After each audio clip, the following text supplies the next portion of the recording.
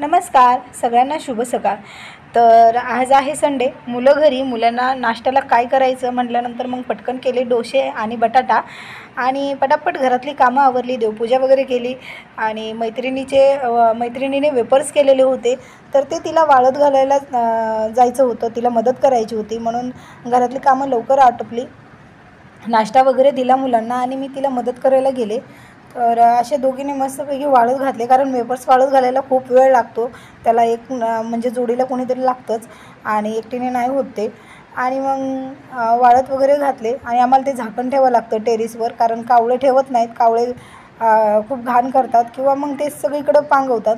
आणि मग झाकण वगैरे ठेवले. असे मस्तपैकी त्यांनी वेपर्स केले होते. मग घरी आले. घरात भाजी काय करायची हा मोठा प्रश्न होता. मग ताईंला आठवलं की आईने आमच्या भाजी दिलेली आहे हरभऱ्याची. मग म्हणले हरभऱ्याची भाजी. मग मस्त गरम गरम हरभऱ्याची भाजी हाटली, ज्वारीच्या भाकरी केल्या आणि मस्त हरभऱ्याची भाजी, भाकरी आणि कांदा असं मस्त गरम जेवण केलं. तर तुम्ही कधी खाल्ली आहे का हरभऱ्याची भाजी, किंवा तुम्हाला आवडते का हे नक्की सांगा. हा होता आजचा छोटासा व्हिडिओ. कसा वाटला ते सांगा.